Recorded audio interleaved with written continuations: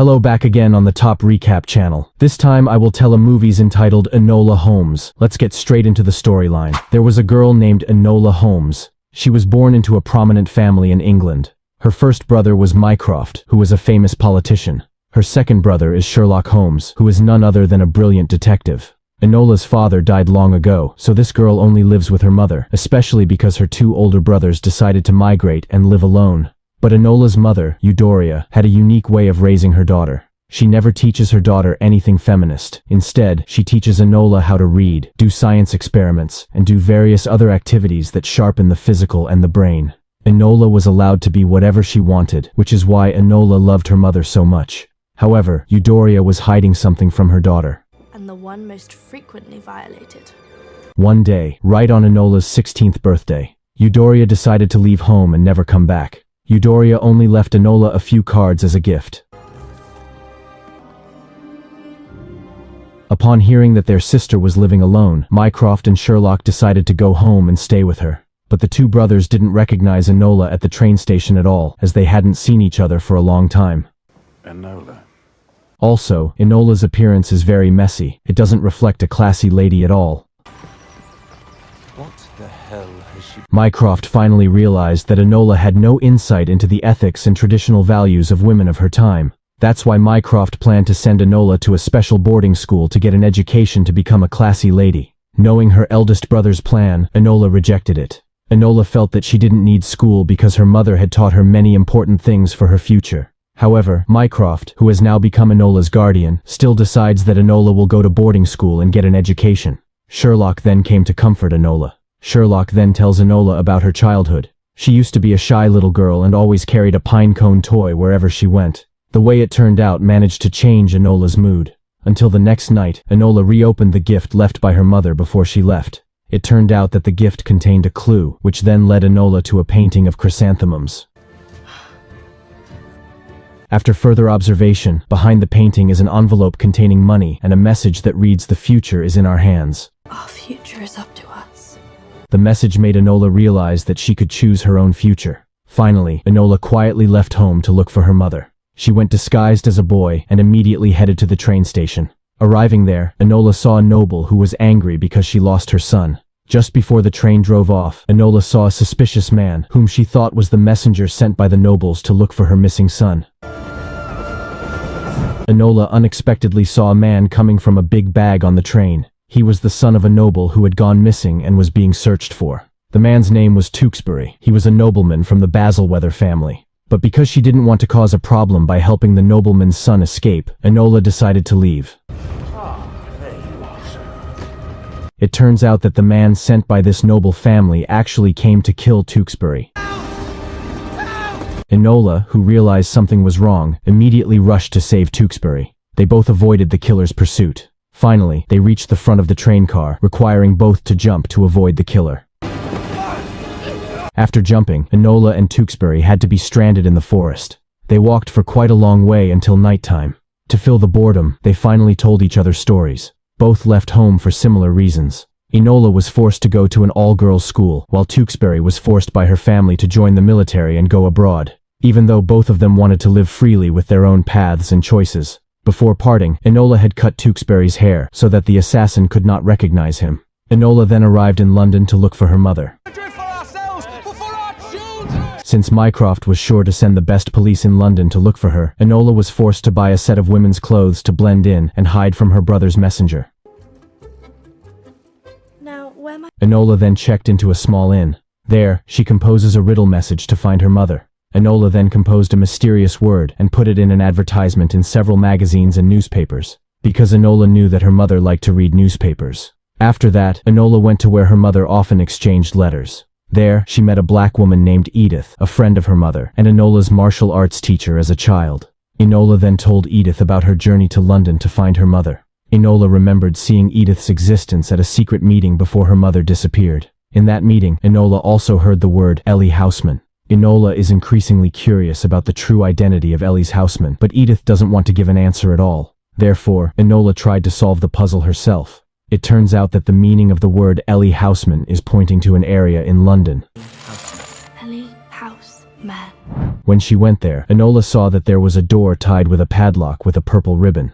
Enola was even more convinced that this was the place in question, because, at the previous meeting, she saw that all the women who came were wearing purple ribbons. Upon entering the old building, Enola saw a lot of gunpowder and tools for assembling bombs. There was also a pamphlet calling for protests of unrest and civil disobedience. Enola was increasingly curious about what her mother was doing. But just as she is about to go home, she is attacked by the killer who once attacked Tewkesbury. The man tortured and intended to kill Enola because he did not want any witnesses to the actions he had taken against Tewkesbury. But Enola did not stay silent, especially after learning martial arts taught by her mother. But it turns out that Enola is no match for the man.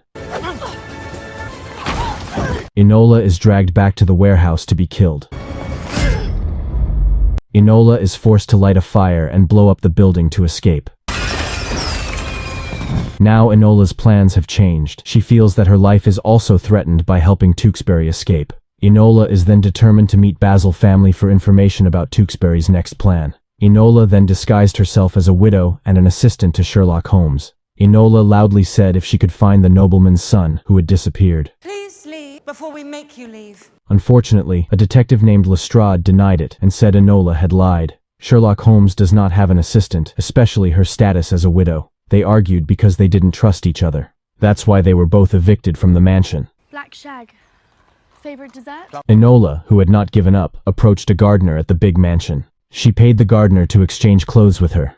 Enola also asked where Tewkesbury usually went. It turns out that Tewkesbury likes to spend time in a treehouse in the forest. When she went there, Enola found a lot of Tewkesbury's equipment that she had been using to plan her escape.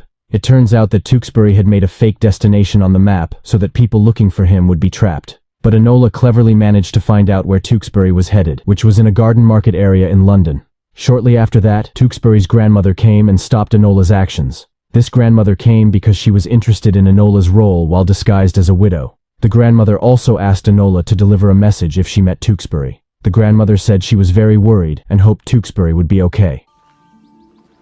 The next day, Enola went to the garden market. As expected, she found Tewkesbury selling flowers there. Of course. That's because you're ignorant. Ignorant? How dare you? Not waiting long, Enola immediately took Tewkesbury to an inn to explain her hypothesis. Enola said that many people wanted to kill Tewkesbury. According to Enola, all this time, the Tewkesbury family had not sent people to look for Tewkesbury, but a hitman to kill Tewkesbury. Enola suspected that the family wanted Tewkesbury's wealth and position as the main heir to the kingdom. But when Enola had not finished explaining, suddenly, a detective assigned by Mycroft to find Enola appeared. Enola, who was cornered, told Tewkesbury to escape through the window, because if Tewkesbury was caught, then his life would be threatened. Meanwhile, if Enola is caught, she will only live in confinement at the boarding school. Tewkesbury was sadly forced to leave Enola. Long story short, Enola was caught and put into boarding school by Mycroft. There, she was forced to learn to behave like a classy lady, and the goal was clear. Mycroft did not want Enola to ruin his good image as a politician. Unfortunately, Mycroft's efforts were in vain because Enola remained rebellious and did not fit in with what was taught at the boarding school. One day, Sherlock Holmes visited the boarding school to see his little sister. Sherlock came with something from under his mother's pillow, a pine cone that Enola had always carried with her since she was a little girl. The choice is always yours. After Sherlock leaves, Enola realizes that Tewkesbury is an important nobleman who will determine the reform laws in England. This law will make England a democratic country where the people have the power to govern. Of course, this would not be approved by other nobles, but Tewkesbury was different. The man was a liberal who cared about the little people, so his uncle was eager to kill Tewkesbury. If Tewkesbury was killed, his uncle would become the heir and have the right to vote to overturn the reform law. Soon, Enola is surprised by the appearance of a package that turns out to be Tewkesbury. Tewkesbury intends to get Enola out of the dormitory. Long story short, Enola and Tewkesbury finally escape from the dormitory by stealing the principal's vehicle. Can you actually drive this thing? Arriving in the middle of the journey, Enola is faced with two difficult choices. Whether she should return to London to find her mother, or choose to fight injustice and also Tewkesbury's murder plan. Without thinking, Enola chooses to return to the Basil family mansion to solve the crime committed by Uncle Tewkesbury. This is a terrible idea.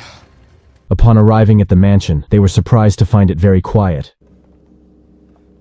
Not long after, they were greeted by a hitman who turned out to be alive. The hitman continued to shoot at Tewkesbury and Enola.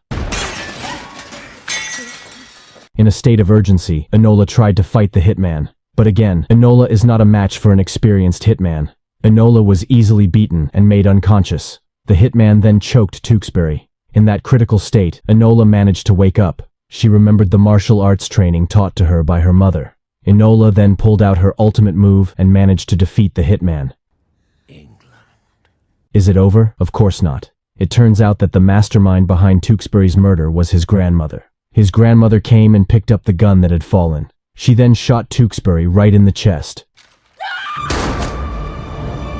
The shot knocks Tewkesbury unconscious. Enola cried at the sight of Tewkesbury, who was already helpless. But it turned out that Tewkesbury was still alive. He had prepared an iron armor that protected his body. And finally, this battle was over. Enola reported all the crimes of Tewkesbury's grandmother to Lestrade. The next morning, Sherlock Holmes came to the police station to tell Lestrade to arrest Granny Tewkesbury. Sherlock Holmes had found clues and evidence that it was Tewkesbury's grandmother who had killed Tewkesbury's father and plotted Tewkesbury's murder.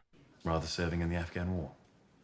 However, Lestrade said that this time Sherlock Holmes was too late, as the case had already been solved by his younger sister Enola. Hearing that made Sherlock proud of Enola. After this incident was over, Tewkesbury was then sworn in as a councillor. The reform law was also passed by the council. It wasn't long before Enola got an answer from her mother. Numbers, turn it. Meet me, Royal Academy, 5 to 9. But Enola was getting smarter. She didn't believe that the answer came from her mother. She suspected that this answer was made by Sherlock Holmes to trap her, because the content of the message was the location of their meeting. Enola then went to the city center according to the contents of the message. But this time, Enola disguised herself as a paperboy and chose to observe her two brothers from a distance. It was true that the person who sent the message was Sherlock Holmes. Sherlock Holmes was seen talking to Mycroft, and Mycroft agreed that Sherlock would be Enola's next guardian. Although Enola was not seen in the city that day, Sherlock Holmes found a pine cone belonging to Enola. Sherlock Holmes knew that Enola was in that place, but Sherlock just left it alone. When Enola returned to the inn, her mother was waiting for her in the room. Her mother explains that she has been leaving because she wants to change the world that will be the future for her beloved daughter, Enola. Enola's mother and other women were trying to push for reform legislation, albeit in a dangerous way. Fortunately, this difficult time is over, and the reform law has also been officially passed. And Enola's mother is very proud of Enola for indirectly realizing the people's hopes for the reform law. From this first case, Enola realizes that if her name is changed to Alone, it does not mean that she has to live alone, but she can live with her own path and choices. And the movie is over. Don't forget to click subscribe, like and comment.